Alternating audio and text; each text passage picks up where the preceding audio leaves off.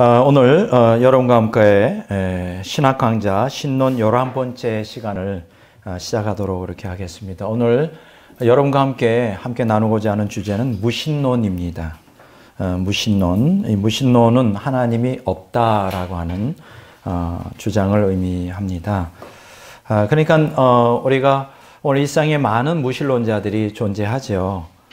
그 사람들은 초월적이든 혹은 내재적이든 어떤 형태의 신도 없다라고 하는 그 전제 아래 혹은 신이나 그 외 영적 존재를 부인하는 사상입니다. 자, 이들은 하나님을 믿는 사람들을 어떻게 취급하느냐? 굉장히 비이성주의자다. 그러니까 이성적으로 굉장히 잘못된 사람들이다. 이렇게 생각을 합니다. 또 이들은 세상이 우연히 존재한다고 믿습니다.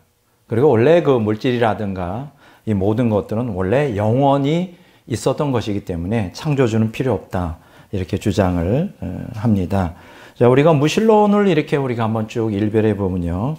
거기에 뭐 가장 대표적인 것이 유물론도 거기 들어가죠. 유물론이라는 것은 온 우주 만물들이 다 물질만 존재하고 어떤 영적 존재는 없다는 개념이고요. 또 과학적으로는 진화론이 역시 무신론을 가장 옹호하는 과학적인 이론이다 이렇게 말할 수 있고요. 그러니까 쉽게 얘기하면 엄밀한 의미에서는 이렇게 유신론, 무신론을 이렇게 크게 구별을 하지만 사실은 유일신론, 그러니까 성경에 계시된 인격적 하나님을 제외한 모든 세계관, 뭐 예를 들면 범신론, 자연이고 신이라든가 이신론, 이것들은 그 화석화된 신관이죠. 또 불가지론, 뭐 신이 있는지 없는지 모른다. 이거 수주보하는 무신론자라 그러죠. 그래서 이러한 무신론이라고 주장하지는 않지만 여러 그 유신론을 주장하는 뭐 범신론이나 이신론이나 불가지론이나 뭐 여러 이러한 유사 유신론이죠. 사이비 유신론이죠. 이걸 갖다가 저는 이제 애매모호한 유사 유신론이라 그러는데 결국 이러한 모든 성경에 계신 유일신론을 제외하고는 인격적인 하나님을 인정하지 않기 때문에 결국은 이제 무신론으로 이제 귀결될 수밖에 없는 것입니다. 물론 무신론에는 여러 가지 이론들이 있어요. 그러나 제가 이제 크게 두 개로 구분하면 딱 두 가지를 이제 우리가 대표적으로 둘 수 있는데요. 첫째는 물질주의적 무신론이 있고요. 두 번째는 인본주의적 무신론이 있습니다. 쉽게 얘기하면 무신론을 주장하는데 물질을 중심으로 무신론을 주장하는 사람이 있고 또 인간을 중심으로 이제 무신론을 주장하는 사람이 있어요. 그럼 물질주의적 무신론은 뭐냐? 오직 이 세상에 존재하는 것은 물질이다. 뭐 영혼도 없고 그래서 이 물질의 그 기계적인 상호 작용에 따라 신은 존재하지 않는다는 견해요. 가장 대표적인 것이 이제 우리가 잘 아는 유물론자 칼 마르크스. 그렇죠? 이 사람이 이제 물질주의적 유신론이고요. 무신론자이고 두 번째는 이제 진화론자인 리차드 도킨슨 같은 사람들이 이제 이 물질주의적 무신론에 이렇게 속합니다. 자, 두 번째로 인본주의적 무신론이 있어요. 쉽게 얘기하면 원래 그 신의 자리에 인간을 거기다가 위치해 놓는 거죠. 그래서 인간을 신적인 존재로 인정하는 거. 그래서 인간의 이성을 높이 평가하고요. 우리가 인본주의적 무신론자들은 하이데거, 사르트르, 또 카미 이런 무신론적 실존주의 철학자들이 이제 이에 속한다 이렇게 말할 수가 있습니다. 어쨌든 이렇게 우리가 무신론에는 다양한 여러 형태의 무신론이 있습니다. 자, 그러면 이렇게 유신론의 적대적인 이 세력인 무신론은 무슨 근거로 그들이 주장하는 어떤 근거가 있을 거 아니에요. 하나님이 없다는 것을 입증을 할 수 있을까? 그럼 무슨 이유로 이 사람들이 그렇게 무신론을 주장하는 것일까? 생각할 때 먼저 첫 번째 우리가 생각할 것은 우리가 인간이 무신론자가 될 수 없다는 거예요. 이게 무슨 얘기냐? 어느 인간도 우리가 문자적인 의미에서 무신론자가 될 수가 없어요. 자, 그러면 인간이 무신론자가 될 수 없는 이유가 무엇일까? 그 이유가 있는데요. 예를 들어서 우리가 무신론 하면 가장 대표적인 사람이 누가 떠오르죠? 마음속에? 뭐 니체죠. 물론 니체만 무신론자는 아니었어요. 우리 고대 뭐 소피스트부터 시작해서 소크라테스, 플라톤 이 시대부터도 사실 무신론자들이 있었는데, 사실 우리가 무신론자들의 대명사 하면 이제 마음속에 떠오르는 게 니체입니다. 왜냐하면 니체가 신이 죽었다고 선언을 했거든요. 예. 그런데 그러면 니체가 무신론자의 대명사처럼 불리는데 이 사람이 정말 과연 무신론자일까 하는 거예요. 우리가 좀 니체의 사상을 좀 깊이 파고 들어가고 철학 사상을 깊이 들어가면 사실은 이 니체가 거부했던 건 하나님 자신 존재가 아니에요. 그러니까 신존재 자체를 사실은 니체가 부인한 사람은 아닙니다. 이게 굉장히 역설적인데, 굉장히 이러한 그 니체는 엄밀한 의미에서는 사실 무신론자라고 말할 수는 없어요. 다만 이렇게 표현할 수 있습니다. 그 신에 대하여 저항했던 사람이죠. 그러니까 니체는 철학자로서 무슨 어떤 그 증거가 있어서, 어떤 객관적인 증거가 있어서 신은 정말 존재하지 않는다. 내가 이렇게 연구해 봤더니 신은 존재하지 않아. 이렇게 말한 게 아니라 니체의 입장에서는 신을 용납할 수가 없었던 거예요. 그래서 그 신을 거부한 것이지 신을 부인한 것은 아닙니다. 예.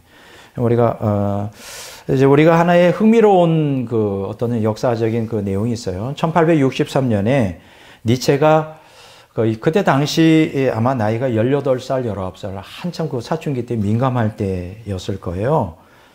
그게 이제 1862년에서 1863년 그 사이인데 이 사람이 시를 하나 썼어요. 근데 굉장히 흥미로운 제목의 시였습니다. 그 이름이 뭐냐면 알려지지 않은 신이란 그 타이틀이에요. 물론 영어로 번역하면 The Unknown God 이렇게 표현하고 있는데요. 자, 마찬가지로요. 이렇게 완악한 니체 같은 무신론자라 할지라도 절대로 신존재 자체를 부인하는 것은 사실은 누구나도 불가능한 일이었어요. 왜냐하면요, 인간은 그 하나님의 형상대로 지음받았기 때문에 종교적인 본성을 갖고 있고요. 신을 지향하고자 하는 그 마음을 누구나 다 갖고 있습니다. 그래서 인간은 본성적으로 마음의 그 근저에 하나님을 향한 그 향수가 있어요. 노스탈자라고 그러죠. 향수. 이거는 의인이든 악인이든 전혀 차별이 없습니다. 그 향수가 있어요. 그 하나님을 대적하는 사람이었어도 하나님에 대한 그리움을 갖고 있어요. 그건 아주 묘한 것입니다. 예를 들어 보겠습니다. 우리가 사르트르 하면 이제 실존주의 철학자였고, 이때 당시에 굉장히 20세기에 하나님을 정면으로 대적했던 무신론자였지요. 이 사람이 하나님을 배척한 이유가 있는데 그 이유가 뭐냐면 하나님을 믿으면 자기가 속박당할 거라고 하는 생각이 있어요. 근데요, 무신론자들이 하나님을 믿지 않는 이유는 하나님 존재 자체보다는 하나님이 자기를 속박한다는 것이 견디기가 어려운 거예요. 참 재미있는 것은요, 인간은 하나님의 형상대로 지음받았기 때문에 하나님을 갈망하면서도 이 타락한 본성이 그 하나님께 순종하는 거를, 굴복하는 걸, 그거를 격렬하게 이제 거부하게 돼요. 그래서 그 모든 무신론자들이 외치는 게 하나 있어요, 공통적인 게. 뭐냐면 절대적 자유예요. 하나님을 믿지 않는 게 뭐냐면 속박될까봐. 나는 자유하고 싶다. 그럼 여기서 말하는 절대적 자유가 뭘까요? 절대적인 자기 본성의 자유를 얘기하는 거예요. 이 절대 자유를 외쳤던 그 대표적인 사람이 바로 사르트르인데요. 이 사람은 살아있을 때 계속 하나님을 이제 대적했던 사람인데, 근데 이 사람이 이제 죽음이 다가오고 있잖아요. 우리가 1980년 봄에 이제 거의 이제 그때 이제 죽기 직전에 그 하나님에 대한 개념을 이 사람은 떨쳐버릴 수가 없었어요. 그래서 이제 1980년 봄에 죽기 전에 프랑스 어느 잡지에 자기의 솔직한 심경을 거기다가 토로하는 글을 쓴 적이 있습니다. 그는 이렇게 표현을 했어요. 제가 한번 영어로 좀 잠깐 읽어볼게요. 이게 짧기 때문에, 왜 제가 영어를 참 쓰는 이유가 뭐냐면 제가 거짓말하는 게 아니라는 걸 말해주기 위해서. 이제 많은 그 학자들이 영어로 번역하는데 거짓말을 많이 붙여요. 그리고 근거도 없는 얘기를 막 합니다. 그래서 제가 이제 영어의 원본을 갖다가 중시하는 이유는 내가 하는 게 거짓말이 아니다.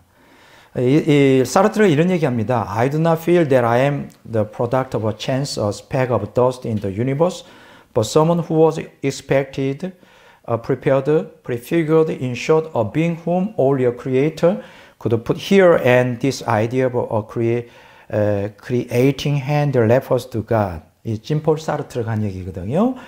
이걸 번역하면 나는 우주에 떠다니는 한 터럭의 먼지와 같은 우연의 산물이라고는 생각할 수 없다. 나는 누군가에 의해 기대되는 마음으로 철저하게 준비되고 계획되어진 존재이다. 이것은 하나님이 존재한다는 증거이다. 고백을 해요. 1980년 봄에 바로 죽기 직전에. 사람이요. 죽음을 앞에 두고는 조금 더 진솔해지는 것 같아요. 그렇죠? 조금 있다가 제가 이제 무신론자들이 죽음을 앞에 두고 고백했던 그 이야기들을 조금 제가 소개하려고 합니다.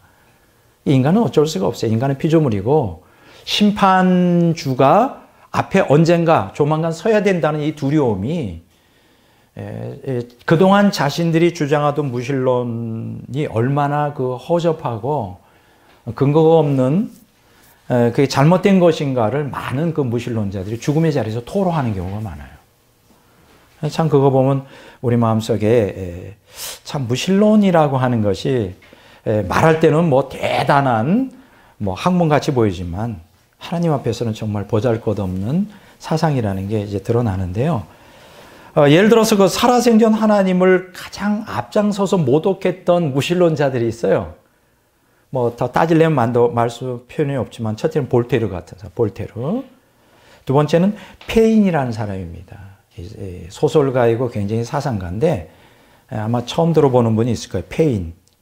볼테르는 1694년에서 1778년까지 살았고요. 페인은 이제 토마스 페인이라고 그러는데 1737년에서 1809년. 세 번째로 그 뒤를 잇는 사람이 데이빗 휴미라고 하는 사람이죠. 이게 이제 우리는 그 데이빗 휴문 그 회의론자의 대명사처럼 보이죠. 1711년에서 1776년까지 살았던 사람인데 세 사람의 공통점이 있죠. 볼테르, 토마스 페인, 그 다음에 데이빗 휴. 누굽니까? 다 계몽주의 시대에 살았던 사람이에요. 이성 중심의 계몽주의 시대의 가장 대표적인 사상가들이요. 또 무신론자였죠. 근데 재밌는 것은요, 이 사람들의 그 임종에 대한 그 이야기를 들어보면, 보통 그 큰 소리 빵빵 치던 하나님이 없다고 막 사람들을 호도하고, 이 인간 이성을 가지고 마치 이렇게 큰 소리 치던 이 사람들이 죽음을 앞에 두고서는 그 심판과 지옥의 형벌 앞에 벌벌 떠는 거를 목도하게 됩니다. 그리고 재밌는 것은요, 이들 중에 일부는 하나님 혹은 예수님과 관계 회복을 시도했다는 거예요. 어떻게 죽기 전에 관계 회복을 시도했다는 것을 우리가 알 수가 있습니다. 자, 이걸 통해서 우리가 뭘 깨닫게 되죠? 중요한 교훈입니다. 어느 누구도 영원히 무신론자로 머물러 있을 수 없다. 어느 누구도. 여러분, 어느 누구도 무신론자로서 꼿꼿하게 하나님을 대항하며 서 있을 수 없다는 단적인 것을 입증해 주는 것입니다. 제가 여기도 보면 그 무신론자들의 그 죽음을 앞에 둔 그 이야기들이 있거든요. 대부분 다 영어로 되어 있어요. 제가 또 얘기했죠. 영어로 쓴 게 제가 번역하면 자꾸만 오역이 되기 때문에 그래서 이 시간에 다 그걸 번역할 수는 없어요. 그래서 제가 요거를 간단하게 짧게 요약을 해가지고 이 사람들이 어떠한 죽음 앞에서 무신론자들이 어떤 행동을 취했는지 조금은 좀 생각해 볼 필요가 있겠다 이렇게 생각을 합니다. 피니스 제닝스 네이기의 God's Plan for Man이라고 하는 책에 보면 731쪽에 734쪽에 몇몇 사람들의 무신론자들의 신앙 고백이 어떤 그 스토리가 여기 기록이 되어 있는데요. 뭐 다 읽을 수는 없고요. 제일 먼저 볼테르를 조금 제가 언급해 보겠습니다. 이제 볼테르가 이제 곧 죽음이 다가왔다는 것을 이제 인식하게 됐을 때 아주 깊은 회한에 압도당하게 됩니다. 그래서 곧바로 사제를 요청하죠. 그땐 신부였죠. 신부를 오라 그래서 교회하고 화해하기를 원했습니다. 자, 그런데 문제가 되는 게 뭐냐? 이 볼테르의 추종자들이 있잖아요. 이 추종자들이 문을 다 잠그고 막고 아무도 접근하지 못하도록. 스승이 그동안 일생 자기가 주장하던 신성 모독적인 얘기를 취소해 보면 자기네들은 완전히 공중에 뜨게 되잖아요. 아주 아무도 못 들어오게 막아보고 방을 막아놓고 자기 주장 철회를 갖다가 방해하는 거예요. 그러니까 이 볼테르는 완전히 방에 갇혀가지고 몸도 못 쓰니까 난리가 되는 것입니다. 참 이게 참 수치스러운 일이었잖아요. 그러니까 이 볼테르가 그 사람들을 막 저주하면서 그들 면전에서 점점 스트레스가, 죽음은 다가오고 있고 하나님의 진노와 심판에 대한 공포가 점점 가중되고 있으니까 막 미치려고 하는 거예요. 그래서 막 이 볼테르가 계속 반복적으로 큰 소리로 이렇게 말하는 거예요. 꺼져버려, 비곤. 너희들이 나를 이렇게 만들었단 말이야. 뭐 이렇게 번역합니다. It is you who have brought me to my present condition. Leave me. 나를 떠나라고. I say, be gone. 나를 떠나란 말이야. 꺼져버리란 말이야. 약간 좀 뭔가 느껴집니까? 막 이렇게 하는 거예요. 그래서 막 이게 안 되니까 이제 문서로 이제 교회에다가 화해 요청을 하고 자기가 그동안 잘못했다고 그리고 사인을 해가지고 이렇게 신부에게 좀 갖다 주라. 다 소용없는 거죠. 벌써 그 때가 늦었습니다. 그래서 2달 동안이나 죽기 전에 아주 깊은 고뇌. 그래서 어떤 때는요, 막 분노에 사로잡혀가지고 일을 가는 적도 있었다 그래요. 이거 내가 거짓말하는 여기 다 나오는 겁니다. 그리고 어떤 때는 아주 구슬픈 어조로 오 그리스도요, 오 주 예수 그리스도요, 나를 불쌍히 여기소서 막 이러기도 하고요. 그리고 막 얼굴을 돌리고서는 막 이렇게 외치는 거예요. 나는 하나님과 사람에게 완전히 버림을 당하였다. 막 이렇게 외치는 거예요. 이제 죽음이 다가오게 되었을 때 아주 완전히 공포에 사로잡혀 가지고요. 그래서 그 옆에서 이제 간호하던 그 측근들 있잖아요. 옆에서 있지 못할 정도예요. 얼마나 그 광경이 두려웠는지. 뭐 그런 내용들도 여기에 있고, 그리고 막 사람들이 그 문을 지켰어요. 아무도 들어오지 못하게. 근데 이때 당시에 이제 그를 간호하던 간호사가 이런 고백을 합니다. 유럽의 모든 재산들을 다 나에게 준다고. 나는 이렇게 불신자들, 이 악한 사람 다시는 내가 간호하고 싶지 않다고. 얼마나 무서운지 정말 내가 견딜 수가 없다. 이렇게 말한 적이 있습니다. 이게 이제 요약하면 이제 그 내용이 나와요. 여러분 보세요. 볼테르 같이 큰 소리 빵빵 치던 그 시대에, 계몽주의 시대에 정말 대단한 사상가였어요. 무신론자. 죽음 앞에서는 이렇게 하나님의 심판과 또 지옥의 형벌 앞에서 이렇게 굉장히 두려워 떠는 연약한 모습. 인간은 어쩔 수가 없어요, 여러분. 인간은 죽음 앞에 장사가 없습니다. 인간은 전능하신 하나님 앞에 아무리 저항해봐야 정말 별 볼 일 없는 정말 별 볼 일 없는 인간이다. 이렇게 이제 우리가 말할 수가 있습니다. 지금 제가 볼테르 얘기를 했잖아요. 한 사람 더 둔다면 토마스 페인이라고 하는 사람. 이 사람이 왜 유명하냐면 미국의 유명한 작가예요. 저술가예요. 뭐 이신론자이기도 하였지만 무신론자죠. 이 사람이 쓴 유명한 책이 있는데요. 그게 뭐냐면 The Age of Religion이라는 거예요. 이성의 시대. 이 책 이름은 좀 여러분들이 기억해 두실 필요가 있어요. 토마스 페인 이성의 시대라고 하는 책을 썼는데요. 이 사람은 하나님과 성경과 믿음에 대해서 아주 적대적이었어요. 쉽게 얘기하면 이성의 시대를 보면 오늘날은 이제 이성의 시대다. 이성이 모든 진리와 그것의 기본 척도다. 성경을 이성적으로 보면 이거는 미신이다. 하나님이 눈에 안 보인다. 결국은 기독교는 가짜다. 그러면서 이 사람이 살아있는 동안에 어마어마하게 기독교를 대적하는, 하나님을 대적하는 사람이었어요. 이성의 시대라는 책을 썼는데 이 토마스 페인이 이제 죽음의 자리에서 별 수 없죠. 이 사람이 뭐라고 고백했는지 알아요? 내가 쓴 이성의 시대가 출판되지 않았으면 얼마나 좋았을까. 그 책을 모두 거둬들일 수 있다면 내 모든 것을 다 바치겠습니다. 오 주님 나를 도와주옵소서. 그리스도여 나를 구원하소서. 마귀에게 대리인이 있다면 내가 바로 그였을 것이요 라고 고백을 하는 거예요. 야, 다시 말합니다. 어떤 인간도 무신론자가 될 수가 없어요. 예. 한 사람도 좀 소개하면 그 데이빗 흉, 뭐 이 사람도 만만치 않게 무신론자였죠. 이신론 철학자였고 역사가였는데 한 번은 이제 데이빗 흉에 대하여 죽을 때 훌륭하게 죽었대, 멋있게 죽었대. 그랬더니 그 옆을 지나가던 데이빗 흉을 여러 달 동안 그 수발을 들었던 하우스키퍼, 그러니까 식모가 있었죠. 지금 말하면 파출부라고 말할 수 있는. 이 사람이 듣고서 화가 난 거예요. 이게 그렇지 않았거든요. 몇 달 동안 바로 흉이 죽을 때까지, 여기 보니까 몇 달이 아니네요. For many years, 여러 해 동안 이제 하우스키퍼로 이 집에서 일을 했었는데, 이 마지막 순간까지 이제 데이빗 흉이 죽을 때까지 있었던 거예요. 그 사람이 이런 얘기를 합니다.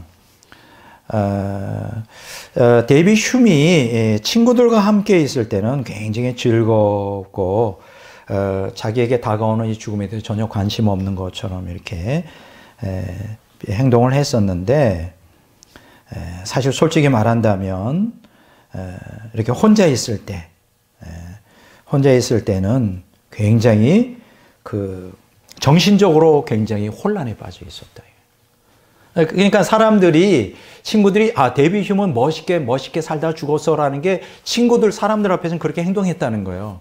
그러나 혼자 남아있을 때는 굉장히 죽음의 공포에 막 정신이 오락가락할 정도로 거의 미쳐버릴 정도로 안정을 잃어버렸었다는 것이죠. 근데 그 정도가 언정되면 침대가 흔들릴 정도로 여기 보니까 그런 행동을 보였대요. 그리고 밤에는 절대로 촛불을 끄는 거를 허락하지 않아요. 무서우니까.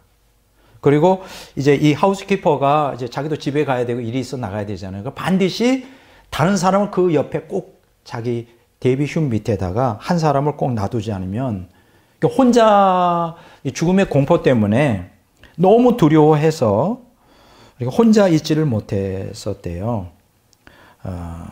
그러면서 굉장히 공포에 사로잡히고요. 회한에 사로잡히고도 하고요.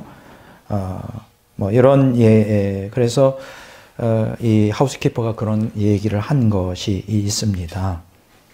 모든 게 정상이 아니었다는 것이죠.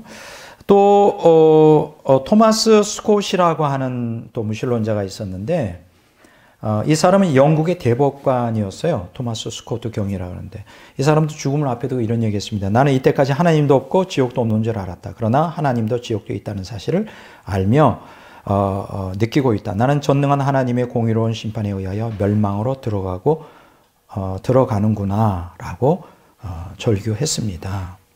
뭐 그 외에도 굉장히 많이 있어요.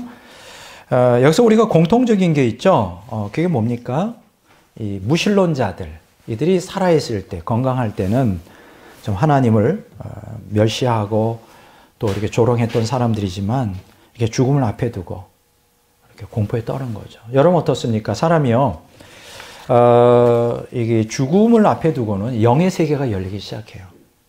영의 세계가 다가오기 시작해요. 그리고 영적으로 보이지 않는다 할지라도 하나님의 공의의 심판, 지옥의 형벌에 대한 공포에 이제 사로잡히게 됩니다. 이제 많은 경우에요.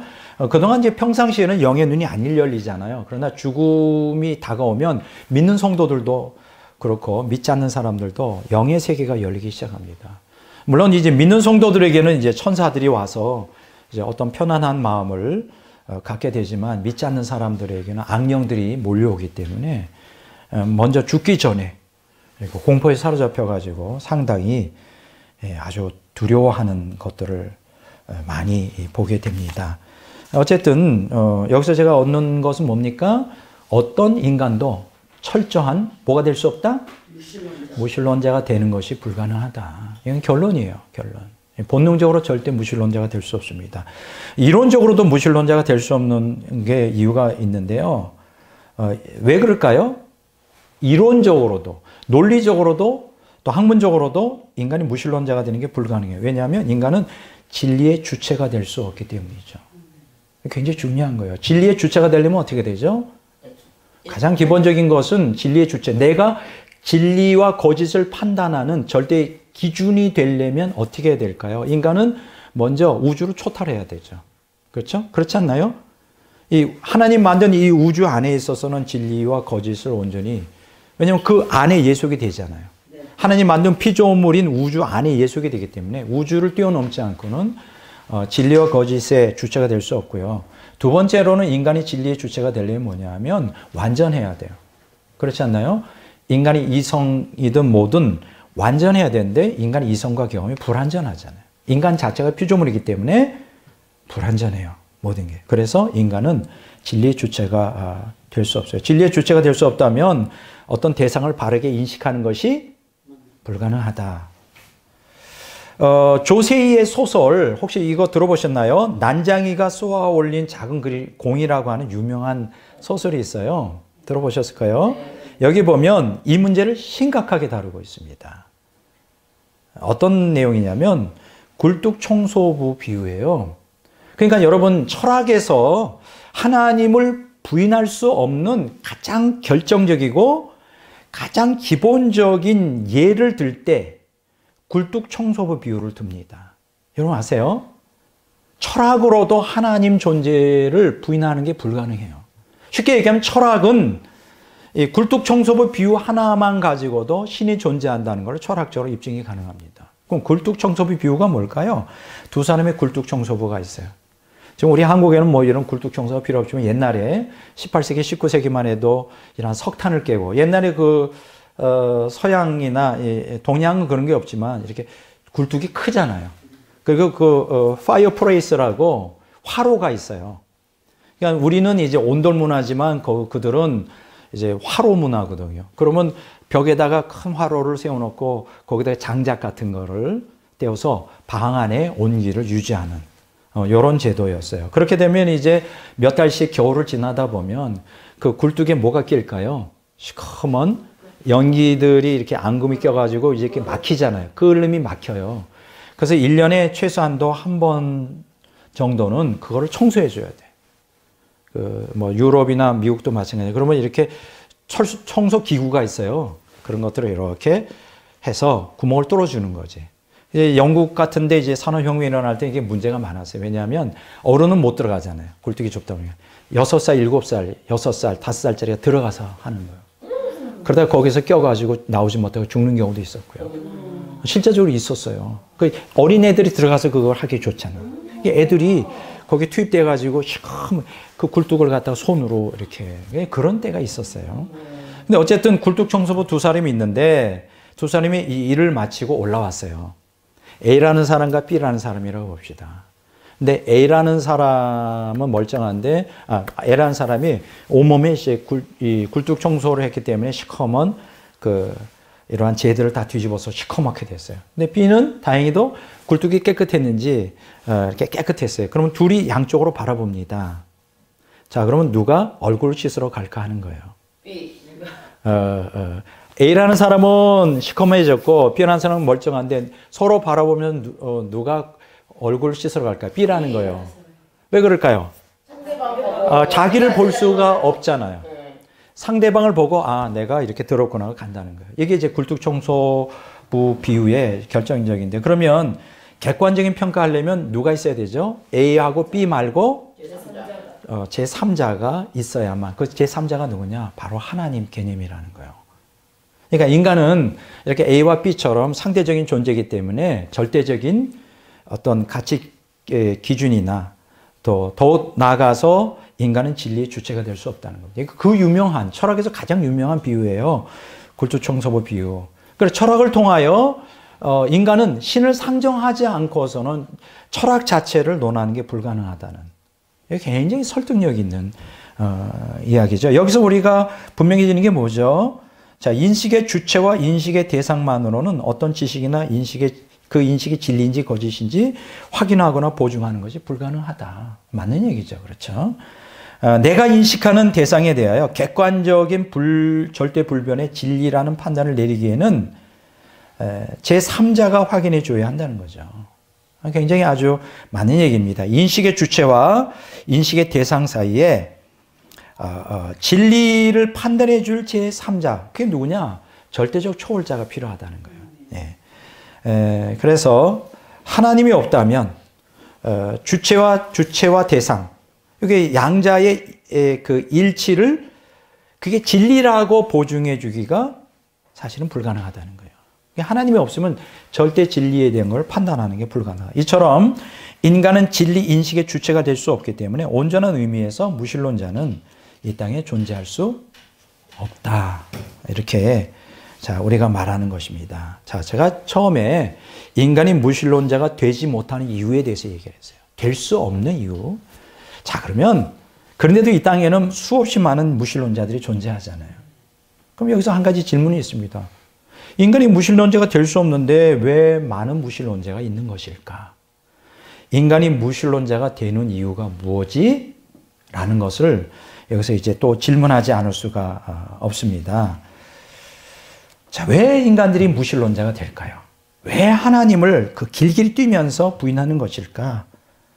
무슨 어떤 결정적인 증거가 있어서? 증거 없어요, 하나도. 여러분들, 무신론자들이 증거라고 되는 그 모든 것들은 다 주관적인 단편적인 지식이지 결정적인 지식은 아니라는 걸 아십니까? 예. 결정적인 증거가 없어요. 그런데 왜 인간이 무신론자가 될까? 인간은 하나님의 존재에 대한 논리적 증거의 결여로 하나님을 믿지 못하는 게 아니에요. 여러분, 이거를 확실히 하셔야 됩니다. 우리가 전도할 때, 나는 하나님 안 믿어요. 나 무신론자로 말할 때, 무슨 결정적인 증거가 있어 그렇게 하는 게 아니에요. 그냥 주관적인 감정으로, 뭐 억하 심정이 있거나, 뭐 어릴 때 받은 상처 때문에 그냥 싫은 거예요. 하나님이. 그러면 사람들이 하나님의 존재를 믿지 않는 게 논리적 증거의 결여로 믿지 못하는 게 아니라 가장 중요한 이유가 뭔지 알아요? 육신의 본능대로 살기 위해서 하나님을 거부하는 것입니다. 포인트. 쉽게 얘기하면 하나님을 믿으면 자꾸만 속박당한다는 느낌이에요. 자유가 없어질 거라는 느낌이에요. 그러니까 내 마음대로 내 욕망대로 살고 싶어서 무신론자가 되는 것입니다.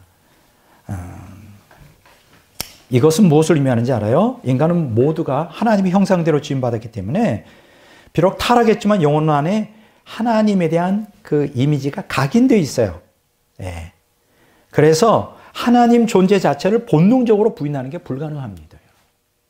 이건 제가 누누이 로마서 1장 18절에 21절에도 일반 계시를 통하여 제가 양심을 통해 하나님의 존재와 또 자연을 통해 하나님의 성품, 또 역사를 통해서는 하나님의 사역에 대해서 알 수 있다고 얘기했죠. 뚜렷하게. 그런데도 하나님을 부인해요. 그 이유는 뭐냐? 딱 한 가지. 본능대로 살고 싶은 거예요. 로마서 1장 18절 21절에 보면 마음에 하나님 두기를 싫어하기 때문에 그래요. 마음에 하나님 두고 싶어 하지 않아요. 인간 타락한 본성이. 여러분들의 타락한 본성이 하나님을 마음에 두고 싶어 하지 않는다고요. 내가 하나님을 마음에 진실로 모시고 진실로 두기를 원하지 않다면 내 마음에 죄가 있기 때문에 그런 거예요. 타락한 본성 때문에. 그렇기 때문에 진정한 의미에서 무신론자는 이 세상에 단 한 명도 존재하지 않습니다. 다만 하나님께 반항하며 순종하기를 거부하는 악인들만 존재할 뿐이에요. 이거 굉장히 중요한 얘기입니다. 하나님께 반항하며 순종하기를 거부하는 악인들만 있는 거지, 그들이 뭐 논리적으로 하나님 존재를 우리가 존재하지 않음을 증명할 수 있기 때문에 그렇게 하는 게 아니에요. 실제로 많은 사람들은 하나님의 존재를 입증하는 유력한 증거들에도 불구하고 자신들의 길을 포기하고 싶지 않은 옛사람의 내적 갈망 때문에 하나님을 부인하는 경우가 굉장히 많습니다. 맞는 얘기예요. 어떤 증거, 하나님이 계시다는 거를 뭐 과학적으로 증명할 수 없습니다. 절대로 증명할 수 없어요. 철학적으로도 절대 증명할 수 없어요. 그들이 과학적으로, 철학적으로 하나님이 안 계시다는 걸 증거한다는 건 다 허접한 이론들이에요. 허접한 이론들이라고. 그들은 그냥, 그래서 여러분 보세요. 하나님을 거부하고자 하는 인간의 악한 본성, 그것 때문에 하나님을 거부하는데 그 대표적인 사람이 누군지 알아요? 니체라는 사람이에요. 니체는 왜 하나님을 믿지 않았을까? 아까 내가 얘기했죠. 니체가 하나님 믿지 않은 것은 그가 하나님 존재를 부인해서가 아니라 본성대로 살고 싶어서 그렇게 하는 것이다. 니체가 이런 얘기를 했어요. 그는 인간의 죄된 본성과 욕망을 순수한 것이라고 굳고 찬양합니다. 본성. 인간에게 죄책을 뒤집어 씌우는 신의 존재를 거부한 거예요. 죄인이라고 몰아세우는 거. 견딜 수가 없었어요. 니체가 쓴 유명한 그 책 있죠. 짜라투스트라는 이렇게 말하였다는 책에 보면 이런 얘기를 해요. 그 짜라투스트라를 입을 통해서 유격적 감각의 무죄성을 선언합니다. 그러니까 이 육체의 본성, 타락한 본성대로 살아가는 게 어떠냐 이거예요. 이거는 죄가 되지 않는다. 이렇게 말을 했습니다. 그러니까 니체는 신을 부정한 게 아니에요. 인간의 본성을 따라 사는 자율적 자유를 악하다고 질책하며 윽박지르는 신을 거부한 거예요. 오늘날 많은 무신론자들이, 오늘 많은 악인들이 니체처럼 똑같은 행동을 합니다. 이게 굉장히 심각한 문제예요. 즉 죄책을 부추기는 성경적 도덕 규범의 기반을 제거하기 위해 니체는 신의 죽음을 선언한 거예요. 니체는 고리타분한 타율적 윤리가 이제 신의 제거와 함께 그 권위를 완전히 상실했다고 믿었어요. 니체는 신을 제거함으로 인간이 죄책 없이 본능적 욕망에 따라 살며 자유를 만끽할 수 있다고 확신한 거예요. 여러분 어떻게 생각하세요? 자, 하나님을 제거하면 이제 나의 유격적 감각을 책망하는 그 하나님이 없어졌으니까 내가 마음대로 살 수 있을까? 어떻게 생각하세요? 니체는 이후에 하나님을 부인했기 때문에 참으로 행복하고 자유로운 삶을 살았나요? 절대 그렇지 않아요. 여러분 니체가 매독에 걸렸고요. 그의 그 삶의 그 스토리를 읽어보면 나중에 미쳐서 죽어요. 정신병자가 돼가지고 나중에 미쳐버립니다. 아주 불행하게 살다가 죽습니다. 자, 여기서 자율적 자유라는 게 뭘까요? 니체가 그렇게 갈망했던 자율적 자유. 이 자율적 자유 때문에 하나님을 부인했는데 니체가 갈망했던 도대체 자율적 자유라는 게 뭐기에 하나님을 그렇게 거부하는 것일까? 이게 뭐냐면 여기서 말하는 자유라고 하는 게 타자로부터 속박되는 걸 거부하는 거예요. 쉽게 얘기하면 본능을 따라 마음대로 자율적으로 무제한으로 절대적 자유를 뜻하는 거예요. 예를 들어서 내가 섹스하고 싶으면 누구나 다 하고 싶은 마음 그대로 하는 거예요. 마약을 하고 싶으면 하고 싶어요. 그걸 죄라고 말하지 말라 이거예요. 내 자유다 이거예요. 그럼 왜 하나님께서 그렇게 방종하게 살지 말라고 얘기할까요? 왜 그러한 마약을 하지 말라고 할까요? 왜 술 취하지 말라고 할까요? 그게 나쁘기 때문에 그런 거 아닌가요? 맞아요. 그 나쁘기 때문에 그렇게 하지 말라는 거를 이 사람들은 어떻게 착각하느냐 하면 내 자유를 속박한다고 생각해. 그러니까 인간의 타락한 본성의 입장이 볼 때는 하나님이 되게 싫은 거지. 그건 하나님의 입장이 볼 때는 잘 그렇게 살면 방종하게 살면 멸망하니까 타락하고 완전히 망치니까 그렇게 하지 말라는 거예요. 서로가 코드가 안 맞는 거죠. 이렇게 니체처럼 이러한 자율적 자유를 외쳤던 사람이 또 누가 있을까요? 루소, 그 다음에 칸트, 자유의 에로의 도약, 궁극적인 해방. 여러분 하나님 없이 진정한 자유회로의 도약이 가능할까요? 하나님 없이 궁극적인 해방이 가능할까요? 성경에 있죠. 요한복음 8장 31절에 진리를 너희가 알지니 진리가 너희를 자유케 하리라. 고린도후서 3장 17절에 보면 성령의 하나님의 영이 너희 안에 거하시면 그 참 자유야. 성령 주의 영이 계신 곳에 뭐가 있다? 참 자유함이 있는 거예요. 진리를 따라갈 때 성령과 함께 할 때만 자유가 있는 거지 하나님을 떠나서 이거는 인간의 큰 오해죠. 오해. 하나님을 떠나면 참된 자유를 얻을 거라고 생각하는데 사실 그렇지 않습니다. 니체는 하나님을 떠나면 참된 자유를 얻을 거라고 생각하는 건 착각이에요. 그는 궁극적으로 죄책으로 인한 소외 때문에 미치거나 자살을 해야 돼요. 이게 인간의 하나님을 떠난 인간들의 본 결말이에요. 그렇지 않으면 하나님을 떠나도 계속 죄책을 느낄 수밖에 없어요. 그러면 죄책을 느끼지 못할 정도로 양심이 마비되어 짐승처럼 살 수 있는가? 사실 그것도 안 돼요. 죄책 때문에 자살해야 되고요. 또 죄책을 느끼지 말려면 완전히 마비를 시켜가지고 짐승처럼 사니 그것도 안 되고. 그러니까 인간이 굉장히 하나님을 떠나서는 그 이 정체성이라는 게 불안한 것입니다. 굉장히 아주. 자, 죄책을 느껴서 견디지 못하고 그 양심의 가책 때문에 자살하든지 아니면 자살하지 않으려면 양심을 마비시키려면 짐승처럼 살든지 이 두 가지 길만 하나님을 거부하는 인간에게 열려져 있는 자유회로의 유일한 탈출구인데 사실은 하나님 없이 이런 자유회로의 탈출구는 또 다른 마귀에 의한 결정적인 속박으로 나아가죠. 여러분 어떻게 생각해요? 하나님으로부터 자유로우면 인간이 참 자유할까요? 아니요. 그때부터 누가 우리를 속박하죠? 마귀가 속박하죠. 이러한 보이지 않는 영적 전쟁인 마귀에 대하여 사실 이러한 무신론자들이 모르니까 이렇게 이러한 그 망언들을 하는 것입니다.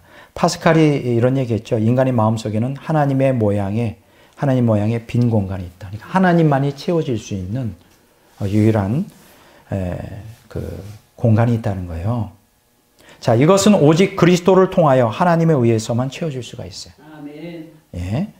니체의 사상에 기반을 두고 나타난 포스트 모더니즘이 오늘날 가치관 상실과 더불어 인간성 상실로 이라는 막다른 골목으로 인류를 몰아가는 것을 보면 이렇게 하나님이 없는 이 무신론 사상이 얼마나 허접하고 얼마나 잘못된 사상인가 이제 우리가 다시 한번 깊이 깨달을 수 있는 귀한 시간입니다.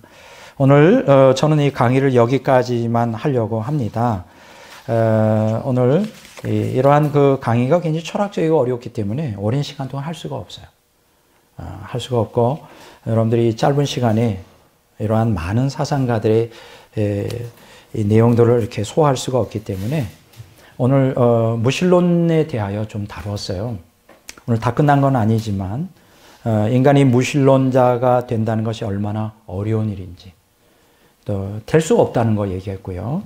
또 그런데도 인간이 무신론자가 되는 이유가 무엇인가에 대해서 그것은 하나님에 대한 객관적인 존재하지 않는다는 증거가 있어서 그런 게 아니라 자기의 그 욕망을 죄라고 지적하면서 그것을 억압이라고 자꾸만 생각을 해요. 사실은 그게 억압이 아니잖아요. 죄로부터 해방돼야 참된 자유를 얻는데 인간이 오해하는 거죠. 이런 그 하나님과 인간 사이에 이러한 오해에서 이해 부족에서 이런 무신론자들이 이제 자율적 자유를 추구하는데 그 결과는 뭐다? 멸망일 수밖에 없다. 이렇게 제가 말씀을 드렸습니다. 그래서 결론은 뭐냐? 이 지구상에 진정한 무신론자는 한 명도 존재하지 않는다. 이것이 오늘 제가 여러분들과 함께 나눌 수 있는 결론입니다.